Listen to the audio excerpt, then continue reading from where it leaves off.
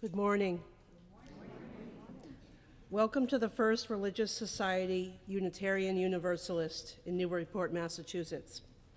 I'm Serena Conreddy, and I have the privilege of serving as your worship associate this morning. This is quite a morning. It is good and right to be together. Let us take a moment of silence to bring ourselves fully here, to be with ourselves and to be with each other.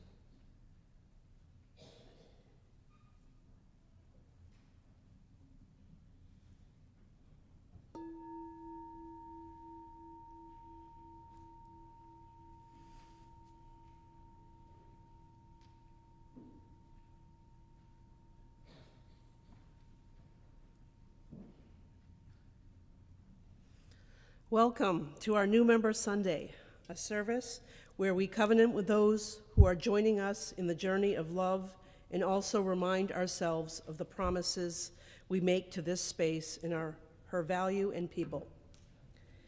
If you are here as a friend or joining us for the first time, welcome.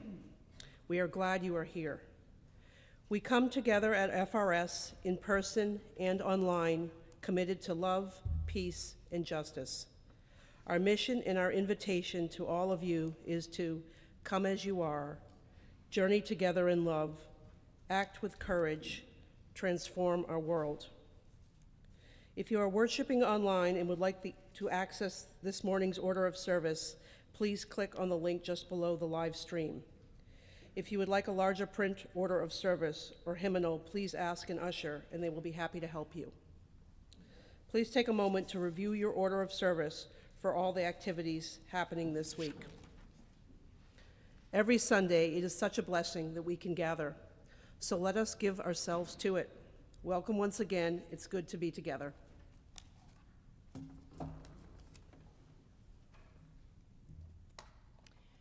It is good to be together. However you are welcome here. It is good and important to be together. So far this morning, I have cried, I have feared, I have smiled, I have forgotten my sermon, and I could go on. And you know what? It's okay. It is okay. However you are. If you've come here seeking precise answers or prescriptions or doctrine or do this, or may you learn the value of questions, the importance of community, and of being together. Our call to worship this morning is adapted from the words of Reverend Allison Palm and Heather Concannon. This morning we gather.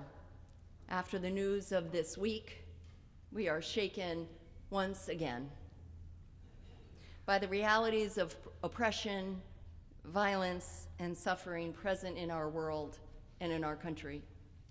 We cannot offer easy answers to these hard truths, but we do know that when we hold these truths together and work to find a way to respond, they are a little more bearable. Each of our hearts and our minds needs different things right now. Here, there is space for all of them. I encourage us to learn what we've practiced. It is so good to see some people who had moved away back. Here we have practiced the gifts and the values of differences, of diversity. Let us not assume that our experience is another person's experience. Let us instead share what we are going through and look to learn and listen from other people, even within our beloved community. We hold on to our faith, to this community, to ourselves, and to the values we work for: peace, justice, democracy, freedom and safety for all people and all creatures on this earth and the earth herself. We are guided by love, a love that will hold us and will not let us go and will not let us sit down too long and will always call us forward. Let's rise together in body or in spirit and join in our opening hymn number 188, Come, Come, Whoever You Are.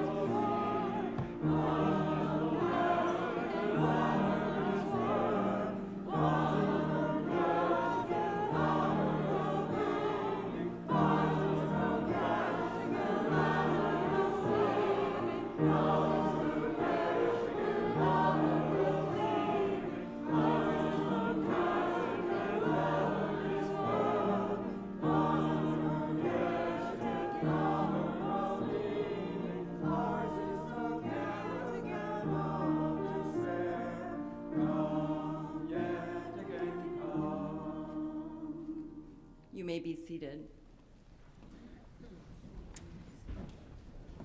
Before we light our chalice, I'm going to share a few announcements. And I apologize, I guess, maybe, for the different order of service today. If you were coming looking for exactly the order of liturgy we always use, know, my friends, that it is here. But perhaps it's okay to reflect sort of how most of us probably feel, which is a little bit out of order. I want to share a few announcements and we'll move right back into our chalice lighting. These are important, however.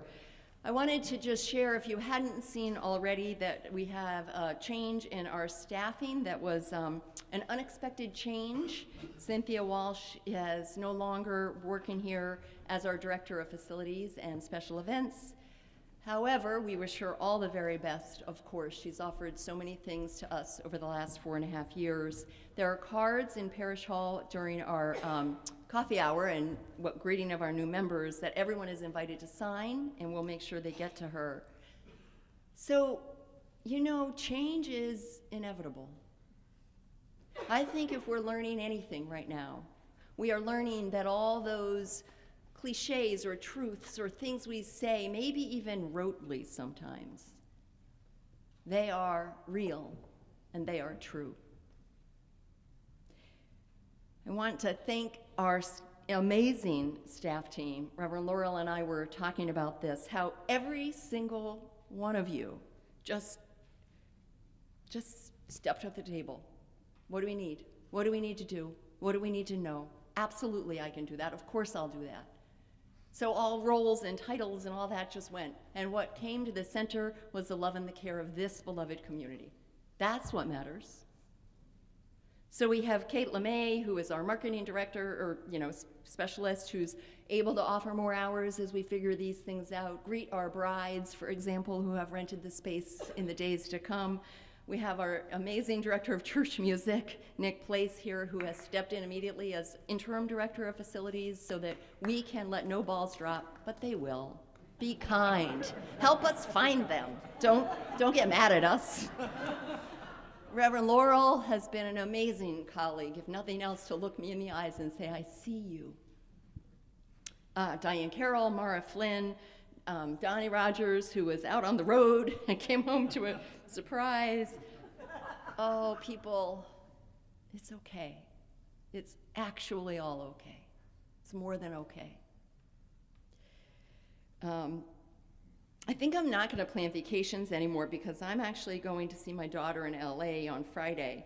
And the same thing had been planned when Reverend Helen died so unexpectedly. I'm not generally superstitious, but so I'll be gone from this Friday for a week. There are wonderful services coming. Next Sunday it will be our, it is called The Truth of Being Trans, a service led by Reverend Laurel Gray and the members of the Welcoming Committee. We'll have soup and salad after the service, and then everyone is invited to meet in front of the church at 12:45 to walk silently down to Market Square to participate in the Transgender Day of Remembrance Vigil, where the name of those individuals who have lost their lives in this past year will be read, and where we will join together in song and prayer. Alan Seal will be leading the second service, November 24th. It is sure to be exactly what you need. And after that service, we'll be having a discussion with the parish board and the 4th Century team about many things, including the upcoming plans for Parish Hall and, of course, capital campaign that will be pursuing that.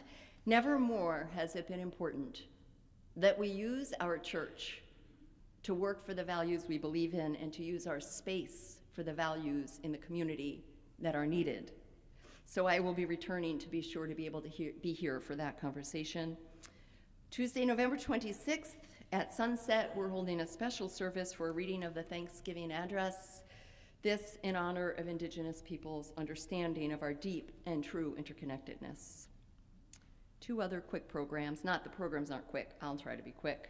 This Tuesday, the 12th, from 6:30 to 8 in the lower meeting house, Manny Matt Morose is leading Unlocking the Path to Spiritual Awakening, there he is, and Personal Evolution. He will be sharing his 30-year spiritual journey and introducing the Mind Overlay Transformational Program, sure to inspire all.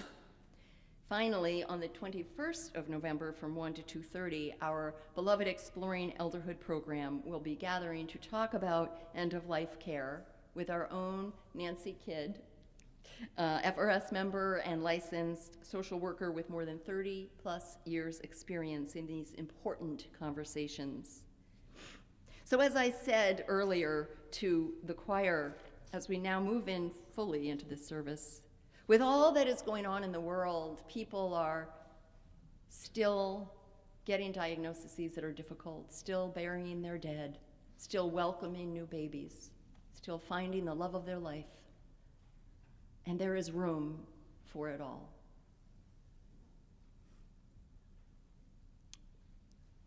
Tina and Greg Bennick will light the chalice.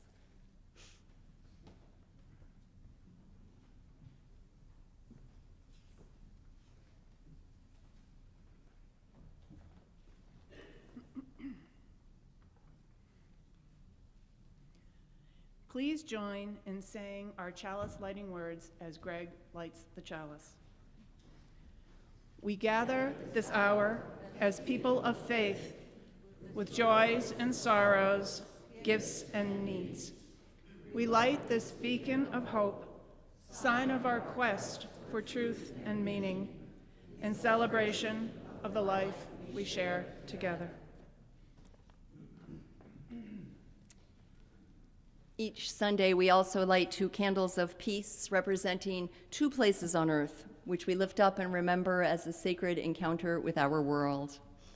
There are untold numbers of places on earth that need peace. This we know to be true. These 2 we will hold close in our hearts through this service and through the week ahead. After each candle is lit, I invite us all to respond in unison, saying peace in 3 languages: peace, salam, shalom. Our first candle this morning is lit for the world. For not only our own country, but for all the countries who look to us, who partner with us, who lead with us and who are grieving and fearful with us for the villages, the towns, the cities, the streets. May peace indeed prevail. To this we respond, peace, salam, shalom. And our second candle this morning is lit for Transgender Day of Remembrance, observed on November 20th. It is dedicated to honoring the memory of transgender individuals whose lives were lost in acts of anti-transgender violence. As I said earlier, I hope everyone will join at our own vigil and the vigil in the city next Sunday and Market Square. We will gather at 12:45, invite your friends and family and neighbors, and we'll walk down in silence. Now more than ever, my friends, now more than ever. To this we respond, peace, salam, shalom. Let's rise in body or spirit and join together in our affirmation of faith, followed by the doxology. Love is the doctrine of this church. The quest of truth is its sacrament, and service is its prayer. To dwell together in peace, to seek knowledge in freedom, to serve humankind in fellowship, to the end that all souls shall grow into harmony with the divine. Thus do we covenant with each other and with God.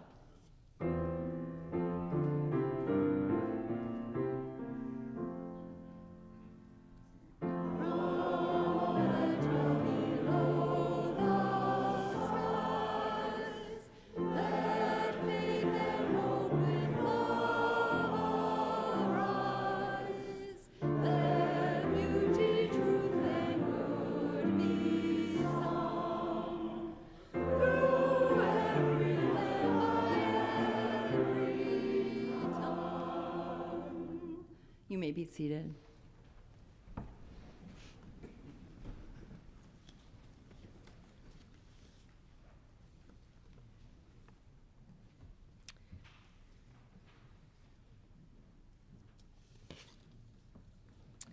I'm going to share my reflection or homily or thoughts or wishes and prayers, and wherever Spirit moves me now.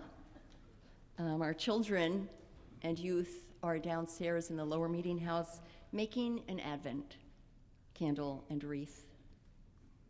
Because you know what? It all matters.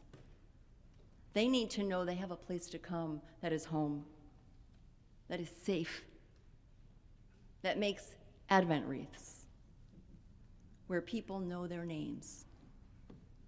So they'll be joining us for our new member ritual after I share a few of my remarks. And I'll be honest, perhaps these aren't the right remarks because I left them on my computer at home. I hope I followed the right thing by calling my beloved and saying, "Have you left home?" "Yes." "Well, can you turn around?" "I need this." And then when he got in front of the computer on my cell phone in the robing room, he said to me, "You have a lot of documents open." "Which one is it?" I said, "Healers, healers. It starts with the word healers." Thank you, Bart. But the truth be told, and I'm going to not let myself go over 10 minutes. The truth be told is, I don't know exactly what to say. I don't have all the magic answers. And many of you are probably thinking, well, we know that. But that's good. You should know that. This is our church. We are the church. We here, we online, we who have died, we who were here for nearly 300 years, we who will come in the future.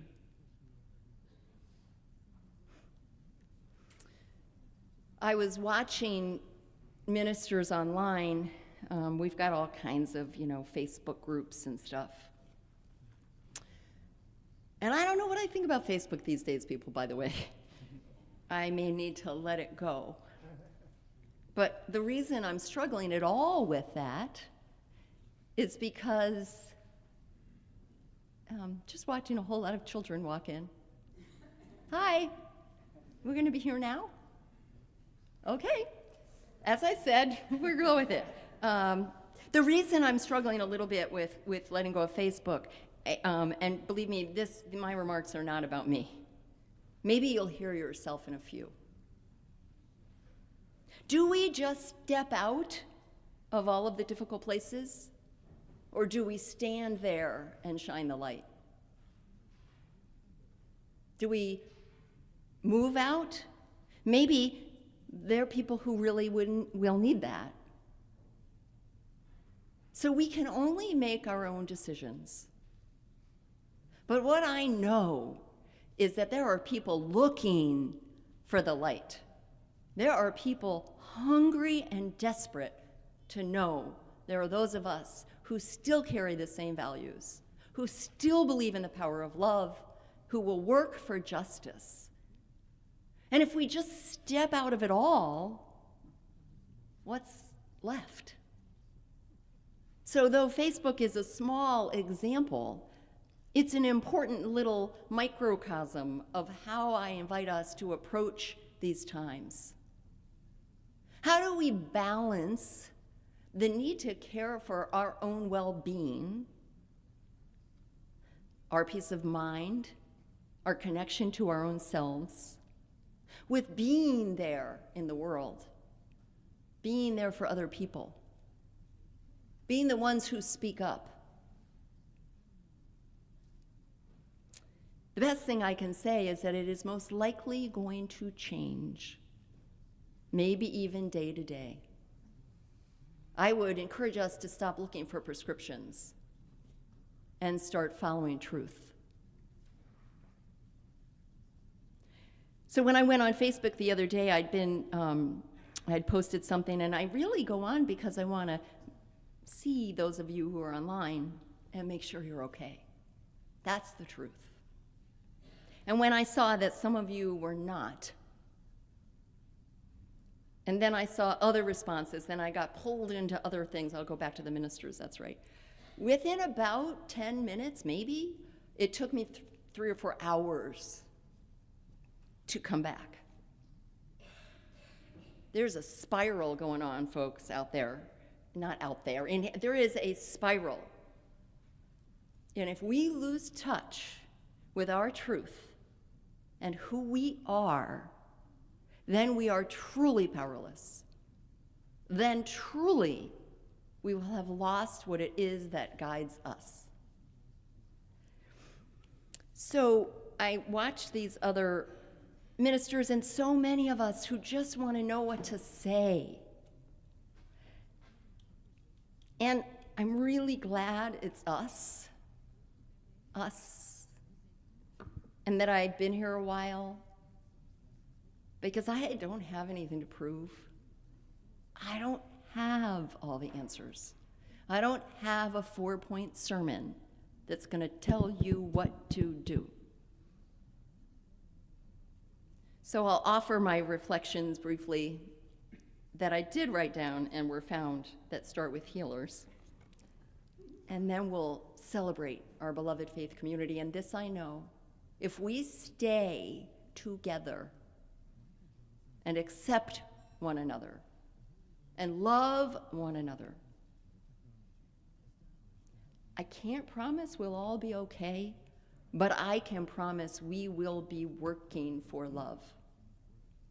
Love is brave, courageous, strong, gentle, comforting, protective. So when I thought about us, now I'm talking just about us, FRS, UU, First Religious Society, here on Pleasant Street for almost 300 years. Here's the best I can say. At this time, we need healers. Hear me out. In many ways, by the way, folks, here's the best news. Everything we've always believed in and all the values we've worked for, all that, they don't need to change one single bit. We're not going to reinvent what we believe in. We're going to decide how to respond to what's happening. So when I think of this time and us, and I think of our flock, my flock, we need healers. And think as I'm talking, see what resonates in you today. We need healers. We need people who will sing, who will play singing bowls, who will meditate, who will pray, who will visit the sick, who will listen, who will just heal with love. We need organizers. People who will look with reason, but deep conviction at what's happening. Find the partners, because we don't do anything alone, and create and organize strategies for how we best respond. We need actors, by which I don't mean theater actors, although Teddy and Mara and all of you, we need you too. I call you healers. We need those people who will follow the invitation, who will show up, who will go to the vigil, who will write a postcard, make a phone call, all of it. And action looks many different ways. Action is when I forward a voicemail, and these are true stories, to someone, because we've gotten many over the last couple of days from the community at large saying, what do we do? Well, guess what? We are the church of this era. We are the church. We are the church. And I forward some of those voicemails and I say, would you call this person? And that person says, absolutely, I will call. Those are actors too. So we need healers, organizers, so that we don't burn out. We need actors who will respond. We need caregivers, and I'm using these words different than normal. Healers are those who offer healing. Organizers are those who will sit and create strategies in partnership with reason and love. Actors are those who will respond. And caregivers are those who will ensure that this beloved church, our governance, its buildings, its energy, its staff, are cared for. Because this is our home. So where are you? Because we need you all. We must understand the imperative of we, not I. And I don't mean I, Reverend Rebecca, I mean I, a person. It never has been about I. It's always been about us. Always. We must make love real and give it a chance. So I want to do sort of a litany here to close this moment. Well, it's a little more than a litany. So I'm going to start using our way of saying, I see you, and inviting you to respond that I am here, if you would like, as I name each group. You can say it silently or aloud, and I'm speaking on all of our behalfs. For those who are terrified right now, we see you. I am here. We'll do again, and that's what's going to happen. For those who are terrified, we see you. I am here. For Black and brown people, we see you. I am here. For Hispanic, Asian, Pacific, Indigenous people, and all other non-white people, we see you. I am here.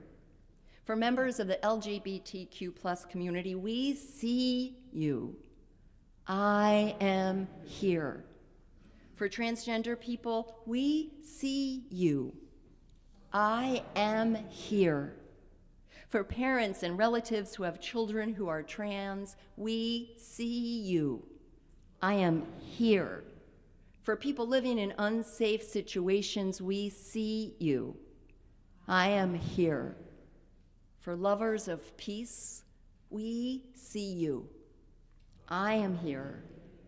For protectors of the environment and all her creatures, especially the four-legged, the winged, the scaled ones, we see you. I am here. For immigrants, refugees, those who are related to and love those people with their whole heart, we see you. I am here. For those who are disabled with visible and invisible disabilities, we see you. I am here. For the economically insecure, we see you. I am here. For all those who are feeling helpless, angry, numb, grieving, confused, and defeated, we see you. I am here. For all those who I have not named, but who are here, we see you. I am here. Here you are safe. We promise to do all we can to love you with our actions that speak louder than our words, and to love you with the words that you want and need to hear. This is a place where we know we must act, and that we believe in the power of love to overcome evil. Yes, evil. Here we speak and listen to each other and seek always to respect and honor the inherent worth and dignity of all people. As I said, the good news is, my friends, our Unitarian and Universalist values, they have not changed with what's happened. The need for the realization of them in this world has never been greater.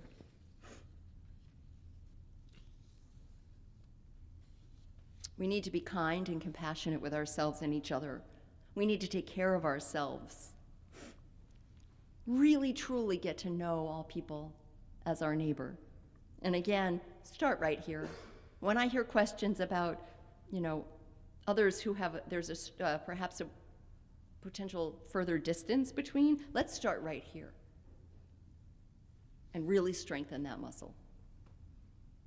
We need to be curious, brave, and bounded in our lives to truth, equity, justice, compassion, and action. Come whoever you are. You are welcome here. Amen.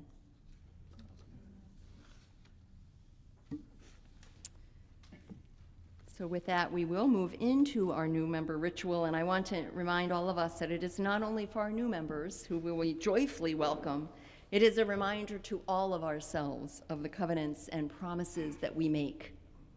So at this time, I would like to invite all those who have decided to become new members, either already let Reverend Laurel know that, or not, but know that's the right decision today, to please come forward so we may welcome you and promise together.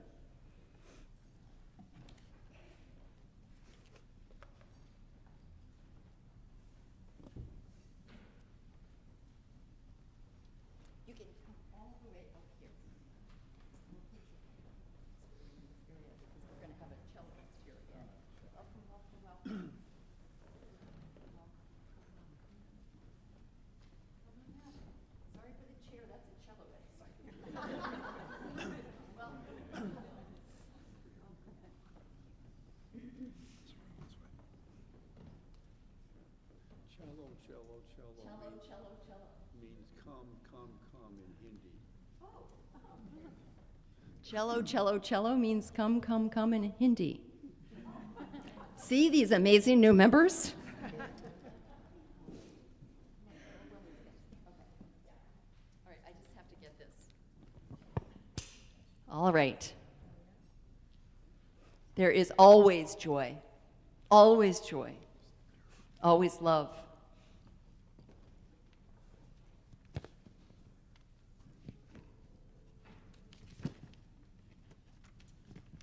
Okay, to our newest members, and I know there are some who are unable to be here in body, but are certainly here in spirit. To our newest members, do you, the newest members of our First Religious Society, Unitarian Universalist, promise to bring your whole self to this congregation? This includes sharing your beauty, your strengths, your talents, your pain, your vulnerability, so that we may grow stronger as a faith community and more whole in our shared humanity. If you do, you can respond, We do. We do. Do you bring a commitment to the principles of Unitarian Universalism? We do. Do you bring a commitment to community? We do. Do you bring a commitment to love? We do. To the other members that are here, please rise in body or in spirit. And look at one another.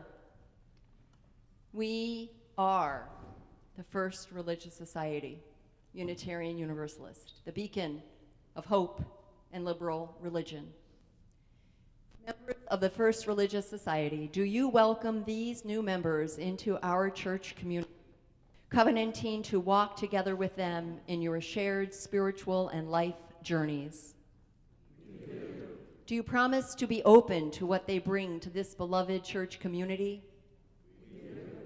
Will you seek to be in right relationship with them and all who may follow them through these doors? And our children and youth, we know you're back there. I see you in the corner. Yes, hi. Children and youth, do you welcome these new members to our community? Will you share your gifts with them?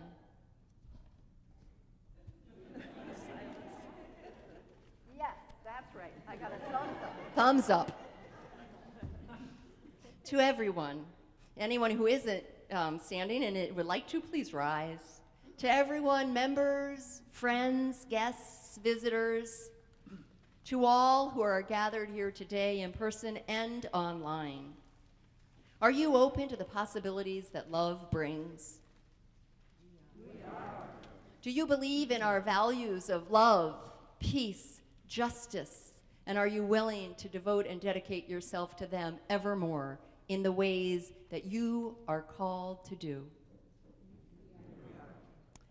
Let's all join together now with the line that is there for congregation in welcoming and greeting our newest members.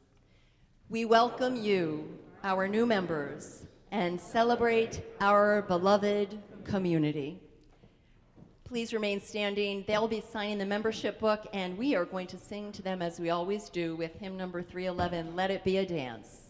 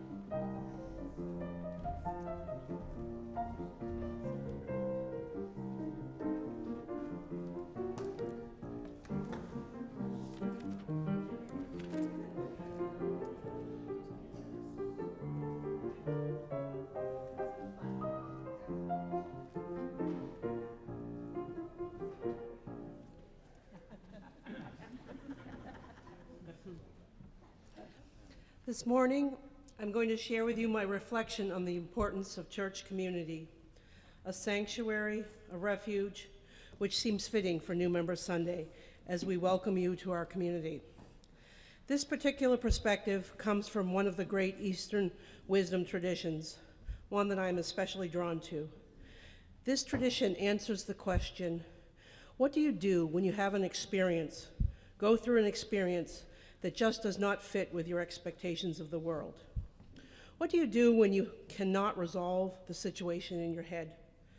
When you just can't wrap your head around it, what do you do? The Bhagavad Gita is a scripture about how one should behave when an apocalyptic dilemma occurs.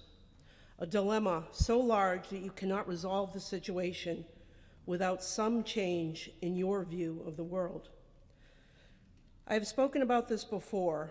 This specific interpretation was written by Stephen Cope in his latest book, Dharma for Difficult Times. It basically says the first step in dealing with an event that you can't wrap your head around is to take refuge because it is a spiritual crisis. We are all blessed to have this church, this sanctuary, a place of protected psychic space where we can be vulnerable. This taking refuge, this allows one to take the fragmented self and reorganize. It allows one to remove the anger and become balanced. It allows one to turn inward to the soul. From here, one can come out with a new and more effective self-organization, ready for action. Let me quote Cope. In every instance, the confrontation with difficult forces, the emerging spiritual adept digs more deeply into his spiritual quiver to look more closely at the whole mess. What does it all mean? What are the laws of God precisely? Can I jerry-rig my view of reality to include even this world-shattering event? Is there any true order to the universe? Cope continues, but here is the fascinating part. It is precisely in confronting these most disastrous, disorienting dilemmas that our classic spiritual heroes find God, from Job to Mother Teresa to Buddha, Muhammad, and Gandhi. They learn to turn the wound itself into light. These spiritual heroes, not in spite of, but as a result of their successful negotiation of their plight, reach their highest possibility of the human condition. Cope talks about Gandhi's path in great depth. When his people wanted action from him, but he turned inward, he created an ashram, and he sat and he wove. He waited for his anger to dissipate over the state of India. He waited for himself to become more balanced, so he could be more effective and ready for action. People only remember his action, not how he created this refuge. At every crossroads, one needs some version of protected psychic space to balance, organize, and become more complex. We have this here at FRS. Welcome, new members. And now we will receive the offering. The generosity of our community is an essential ministry that supports the work of the church, both in Newburyport and beyond. Each week, 50% of this Sunday offering, not designated as a pledge, goes to a local community partner engaged in important efforts to transform our region. Our community partner this month is Essex County Habitat for Humanity. Habitat for Humanity brings people together to build affordable homes, strengthen families, and foster hope. Habitat families buy their homes after they provide between 240 and 360 sweaty equity hours to build their own home and other families' homes. Since 1985, 127 new homes have been built and 58 homes rehabbed. Please give so one day everyone will have a decent place to live. Thank you. To give online, please use the link in the order of your service or below the live stream. You can also make a contribution by text, and of course, you can always mail a check to the church as well. Thank you. The offering will now be gratefully received.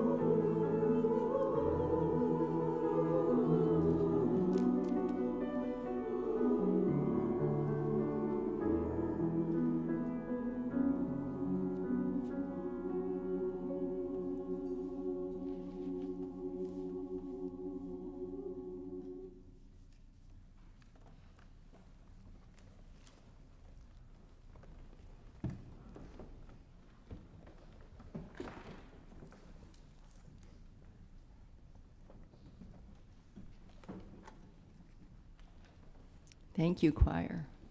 That was gorgeous.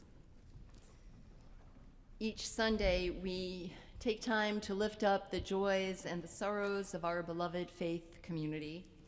Nancy Kidd, our pastoral care associate this morning, will light the candles as I read a few things that were written in our journal this morning. Everyone is always welcome to send me an email at betweenus@frsuu.org to have your joy or sorrow shared. And we also always have the journal in the vestibule, which you could fill in on a Sunday morning.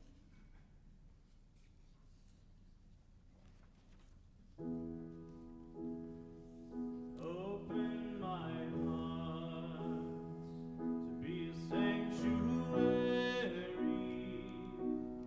all made holy, loved and true. With thanksgiving, I'll be a living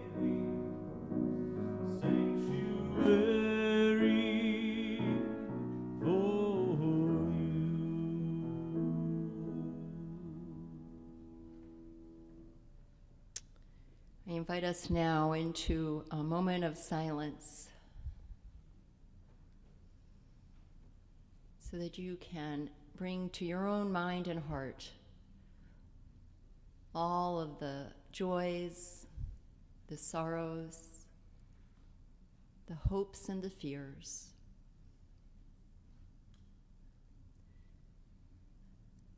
that need and deserve tending.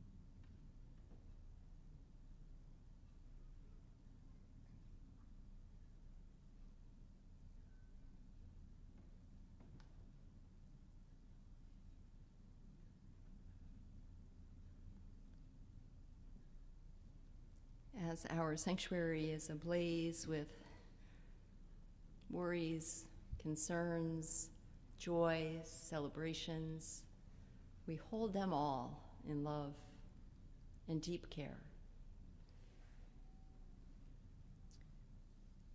We also light a candle of joy this morning for Barbara and Ed Bodelman, who are celebrating their 11th anniversary today. Happy anniversary. We light a candle of joy for Sarah McBride being elected the first transgender person in the United States Congress, a bright spot amidst all the darkness. And we light so many candles, I could say, but we will light one final candle for all of the joys and all of the sorrows that, although unspoken, are held in just as much love and care. Let's join our voices together and make me a sanctuary.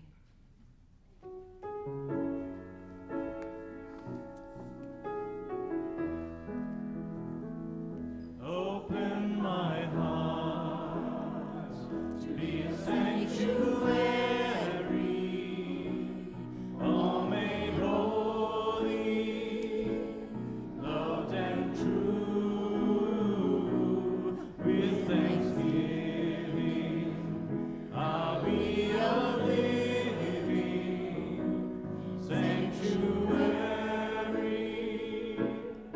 for you.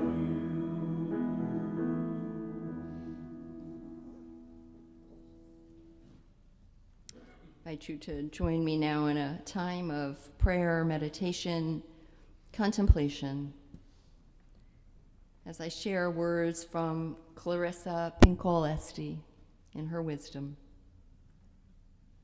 We were made for these times. Ours is a time of almost daily astonishment and often righteous rage over the latest degradations of what matters most to civilized, visionary people. You are right in your assessments. The luster and hubris some have aspired to while endorsing acts so heinous against children, elders, everyday people, the poor, the unguarded, the vulnerable, is breathtaking.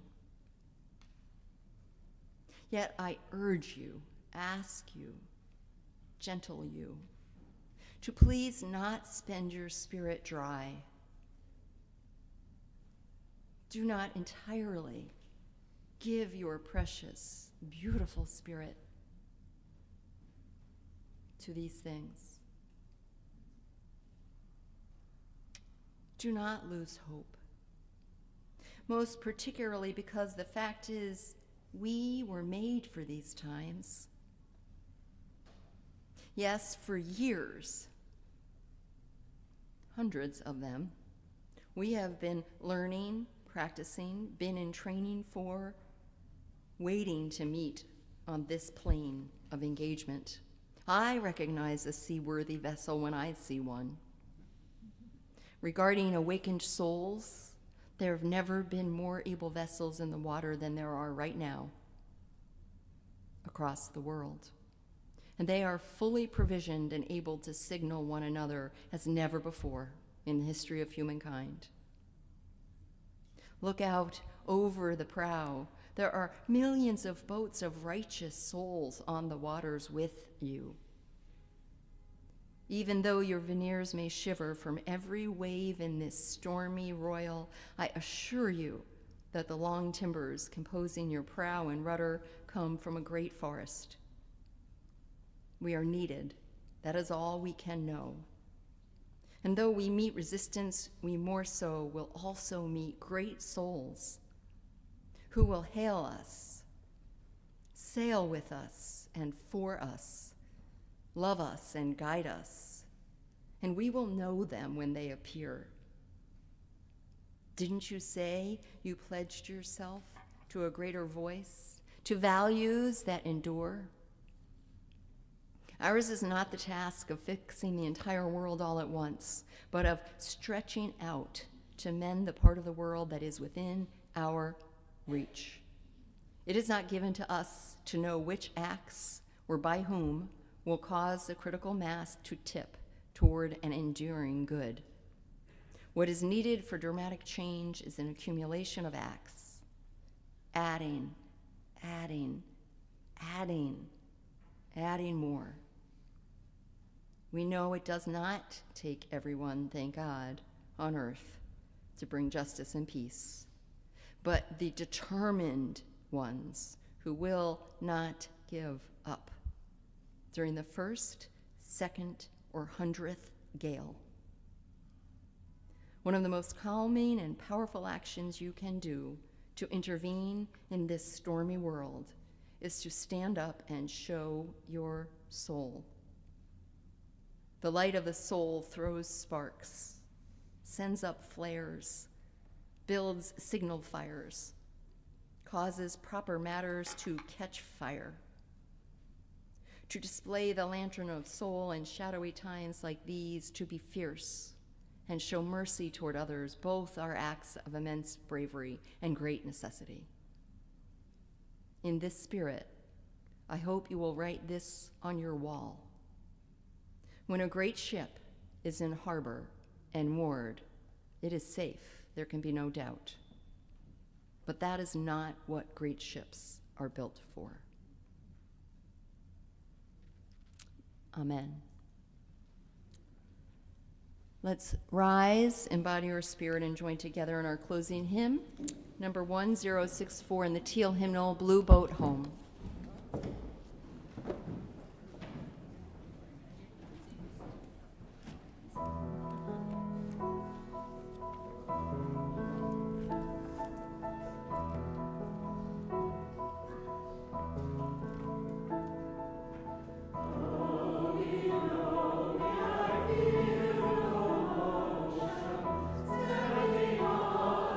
Mountains and plains are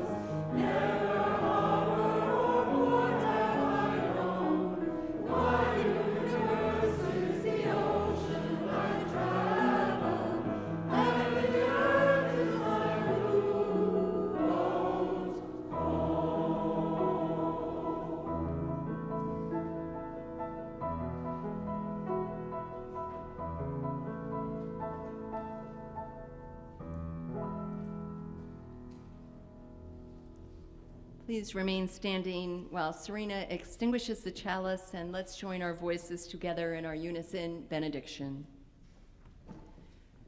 And feel it, mean it, work for it, wish for it, pray for it, be it. May the love which overcomes all differences, which heals all wounds, which puts to flight all fears, which reconciles all who are separated, be in us and among us now and always. My friends, as we go from this place, may we never leave, ever, the knowing that we belong, that never, ever is anyone, nor need they ever be alone, or solely strong, or solely joyful, or solely sad. Collectively, we are the church that believes and works for justice, peace, love. We need you. We need each other. We need our healers, our organizers, our actors, our caregivers. We need to be led by love and grounded in truth and reason and courage. Look up at the skies, watch and listen to the geese in their formation, and know that that is our beloved faith community. Room for all, changing places, resting, leading, being carried, and caring. Bless you all. Go in peace, my friends. Return again in great joy. Amen, and blessed be.